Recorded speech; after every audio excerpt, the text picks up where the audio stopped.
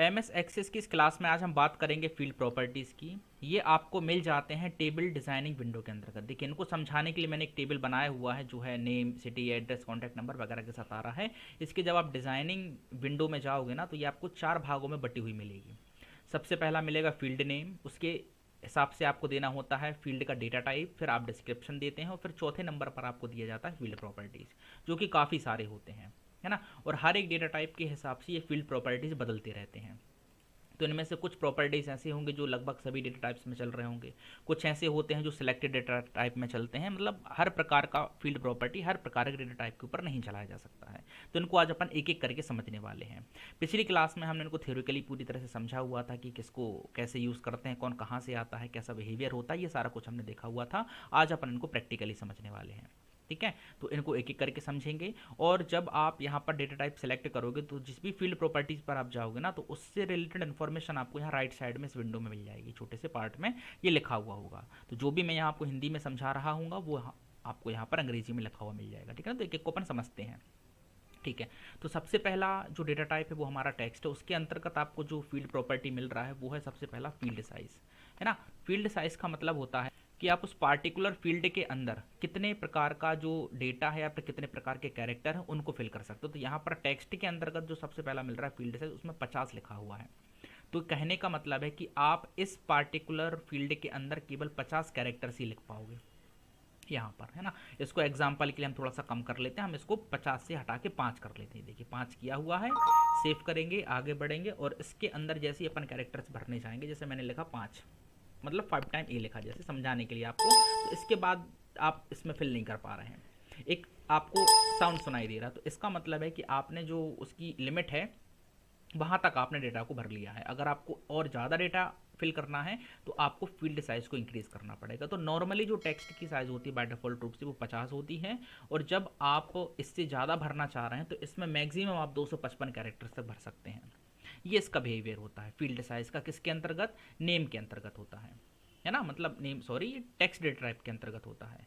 ये field size होता है। दूसरा फील्ड साइज, जैसे अगर आपको नो लिमिट के हिसाब से भरना है लेकिन आपको टेक्स्ट के जैसे ही भरना है, मतलब टेक्स्ट जो डेटा टाइप है वो जनरल फॉर्म कहलाता है। इसमें आप नंबर और डेटा दोनों भर सकते हो, ठीक है ना। नंबर और कैरेक्टर्स दोनों भरे जा सकते हैं। वैसे ही मेमो के अंदर भी नंबर और कैरेक्टर्स दोनों भरे जा सकते हैं। तो नंबर में देख रहे हैं यहाँ पर फील्ड जो साइज है उसका कोई फंडा नहीं है, मतलब यहाँ अनलिमिटेड डेटा भरा जा सकता है, ठीक है। तो टेक्स्ट और मेमो लगभग एक जैसे होते हैं। फ़र्क इतना है कि टेक्स्ट की लिमिट है 255 कैरेक्टर, लेकिन इससे ऊपर जाना है तो मेमो आपके लिए लगेगा, ठीक है। ये फील्ड साइज होता है। इसके अलावा जो फील्ड साइज है आपको नंबर में भी देखने के लिए मिलता है। तो नंबर की अपन बात करते हैं तो नंबर हमने लिया हुआ जैसे कि कॉन्टैक्ट नंबर में, है ना। तो यहाँ भी फील्ड साइज लिखा हुआ है, तो यहाँ इसका बिहेवियर अलग रहेगा। आपको लॉन्ग इंटीजर लिखा हुआ दिख रहा है। इसके अलावा भी यहाँ पर बहुत सारे फॉर्मेट होते हैं। ये देखिए फील्ड साइज के लिए फॉर्मेट दिए हुए हैं। बाइट है, इंटीजर है, लॉन्गर है, सिंगल, डबल है ना, डेसिमल, ये सारा कुछ दिया हुआ है। इनको अपन ने थ्योरिकली पिछली क्लास में समझा हुआ है कि किसका क्या बिहेवियर होता है। इसमें से 2-3 से ही आपका काम हो जाएगा। कहने का मतलब है कि आपको डेटा के हिसाब से इनको सेलेक्ट करना है। जैसे कि लॉन्ग इंटीजर, इसका बिहेवियर ये होता है लॉन्ग इंटीजर का कि ये 9 कैरेक्टर ही लेता है, फिर यूँ कह लीजिए कि 9 नंबर ही सिलेक्ट करने की या फिर ऐड करने की परमिशन देता है। कि फॉर एग्जांपल अपन इसको कम करके देखें, यहाँ पर जब आप नंबर फिल करने जाओगे तो जैसे मैंने यहाँ पर लिखा ना 1 2 3 4 5 6 7 8 9, 9 तक तो ले लिया। जैसे 10वां नंबर आप एंटर करेंगे तो ये एक मैसेज प्रोवाइड कराएगा कि आप इसमें इससे ज़्यादा, मतलब 9 से ज़्यादा या फिर इतने कैरेक्टर आप इसमें फिल नहीं कर सकते। और अब जैसे ही एक नंबर कम करेंगे और इसको भरेंगे, आगे बढ़ेंगे, देखिए एक्सेप्ट करा लिया उसने, क्योंकि ये केवल 9 कैरेक्टर्स को लेता है। लेकिन अपने कॉन्टैक्ट नंबर का जो मैक्सिमम लेंथ होता है वो 10 होता है, कि 10 कैरेक्टर का एक नंबर होता है। तो आपको डिज़ाइनिंग में जाके इसका फील्ड साइज चेंज करना पड़ेगा। तो जैसे मैंने इसका फील्ड साइज यहाँ पर मान लीजिए कर लिया, डेसिमल कर लिया, डबल कर लिया, सिंगल कर, तो ये बिहेवियर चेंज हो जाएगा। मैंने डेसिमल करके जैसे इसको आगे लेके गया, अब आप इसमें 10 लिख लीजिए कैरेक्टर, 20 लिख लीजिए, वो एक्सेप्ट करेगा, वो उसको रिजेक्ट नहीं करेगा। तो इस प्रकार से जो है आप फील्ड साइज नाम की जो प्रॉपर्टी है उसका यूज़ कर सकते हैं। तो फील्ड साइज आपको देखने के लिए मिला टेक्स्ट में, मेमो में, टेक्स्ट में मिला हुआ है, नंबर में मिला हुआ है ना। ठीक है, इसके बाद अपन बात करते हैं अगली फील्ड प्रॉपर्टीज़ की, जो इसी के नीचे जस्ट आपको मिल जाता है फॉर्मेट के नाम से, है ना। तो फॉर्मेट यहाँ पर जो है, वैसे फील्ड साइज में जो टेक्स्ट है हमारा, टेक्स्ट के अंतर्गत जो मिल रहा है फॉर्मेट, उसमें कुछ नहीं आता। मतलब टेक्स्ट का कोई फॉर्मेट नहीं हो सकता, लेकिन फॉर्मेट होता है नंबर का, करेंसी का, इस टाइप की फील्ड का फॉर्मेट होता है, बाकी का फॉर्मेट नहीं होता। ठीक है। तो यहाँ पर जब आप फॉर्मेट में चाहोगे, अभी हमने नंबर सेलेक्ट किया हुआ है, तो नंबर हमारा किस फॉर्म में है, जैसे कि कॉन्टैक्ट नंबर है, तो कॉन्टैक्ट नंबर तो अपने को जनरली नॉर्मल नंबर में लिखना होता है। तो देखिए नॉर्मल यानी कि जनरल फॉर्म में है ना। करेंसी वगैरह यूरो वगैरह ये अपन करेंसी में यूज़ करेंगे। स्टैंडर्ड नंबर आप ले सकते हो, कॉमा स्टाइल आप ले सकते हो, डेसिमल नंबर आप ले सकते हो, तो ये आप नंबर फॉर्मेट के अंतर्गत ले सकते हैं। ठीक है। वहीं अगर अपन करेंसी में चले जाएं, तो करेंसी में जब फॉर्मेट आपको दिया जाएगा तो वहाँ आप देखोगे कि ये देखिए करेंसी के बहुत सारे फॉर्मेट मिल रहे हैं, जैसे कि डॉलर है, यूरो है, यहाँ रुपए वगैरह भी आपको मिलेगा, साइंटिफिक है, प्रीसेट है ना, जो सारे के सारे हैं। तो आप इनको भी चेंज करा सकते हैं। जैसे कि अभी अपन करेंसी फॉर्मेट में है, तो बाय डिफ़ॉल्ट ये क्या लेता है, बाय डिफ़ॉल्ट ये लेगा आपका डॉलर। ये देखिएगा, जैसे मैंने यहाँ पर कोई भी फीस डाला, कुछ भी डाला हुआ है, तो इसने डॉलर ले लिया।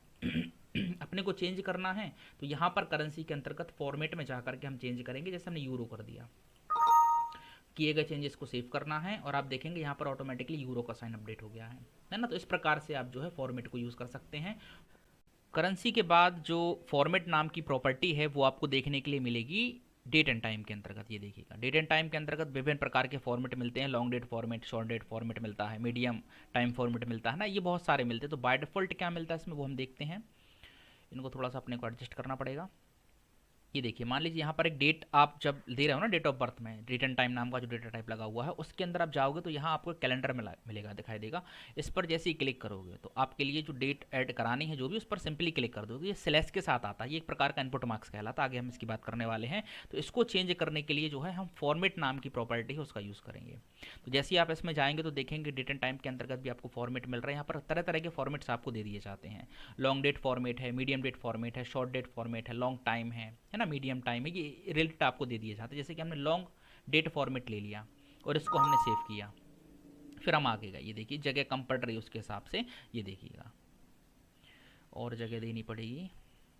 तो जैसे ही आप इसको इसकी प्रॉपर जगह देंगे ना, तो ये देखेंगे आप एक में इसमें जो है लॉन्ग डेट फॉर्मेट में आ रहा है कि डे भी दिखा रहा है, मंथ भी दिखा रहा है, डेट भी दिखा रहा है और ईयर भी दिखा रहा है। तो ये एक प्रकार का क्या है, लॉन्ग डेट फॉर्मेट है। तो ये फॉर्मेट से ही आपको चेंज करना है यहाँ जा करके डेट एंड टाइम के अंतर्गत। ये देखिए यहाँ पर, ठीक है। तो इस प्रकार से जो है आप विभिन्न प्रकार के फॉर्मेट्स यहाँ पर यूज़ करते हैं।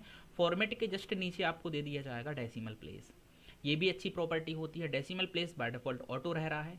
ऑटो के अंतर्गत आप देख रहे हो कि दशमलव के बाद 2 शून्य आपको दिख रहे हैं। तो ये डिफाइन किया हुआ है। जैसे अगर आपकी ज़रूरत है कि भैया 4 शून्य आपको लगाने हैं, 2 शून्य लगाने हैं, 1 शून्य लगाना है, फिर शून्य नहीं चाहिए, तो फिर आप यहाँ पर डेसिमल प्लेसेस के अंतर्गत से ऑटो हटा करके जैसे 0 कर दिए, तो आप देखेंगे वहाँ पर आपको कोई शून्य नहीं दिखने वाला, डायरेक्टली अमाउंट दिख रहा है ना। तो ये आप खुद से डिसाइड कर सकते हैं कि कितने डेसिमल प्लेसेस आपने लगाने हैं, मतलब दशमलव के बाद कितने कैरेक्टर आपको चाहिए हैं, ये आप ले सकते हैं। समझ रहे हो आप, है ना। तो इस प्रकार से आप जो है डेसिमल प्लेसेस नाम की प्रॉपर्टी का भी यूज़ कर सकते हैं। बढ़ते हैं आगे। वैसे जो है इसमें अगर हम एक ही क्लास में ये सारे के सारे फील्ड प्रॉपर्टीज़ को समझने का कोशिश करेंगे तो क्लास काफ़ी लंबी हो जाएगी। इसलिए हम क्या करते हैं, इनको तोड़ तोड़ कर समझते हैं। ठीक है। अभी हमने बात की है केवल और केवल किसकी, फील्ड साइज़ की, फॉर्मेट की हुई है, और इसके अलावा हमने बात की है डेसिमल प्लेस की। तो ये 3 प्रकार की जो प्रॉपर्टीज़ हैं इनको हमने फिलहाल समझ लिया है। आगे चल के हम अगली क्लास में बात करने वाले हैं आगे की प्रॉपर्टीज़ की, है। इनपुट मार्क्स है, कैप्शन है, डिफ़ॉल्ट वैल्यू है, वैलिडेशन रूल है, वैलिडेशन टेक्स्ट रिक्वायर्ड, इन सभी की बात करने वाले हैं। तो इनको थोड़ा थोड़ा अपन समझेंगे। ठीक है। तो अभी के लिए इतना रहने देते हैं, मिलते हैं अगली क्लास में अगली फील्ड प्रॉपर्टीज़ के साथ। तब तक के लिए जय हिंद, जय भारत।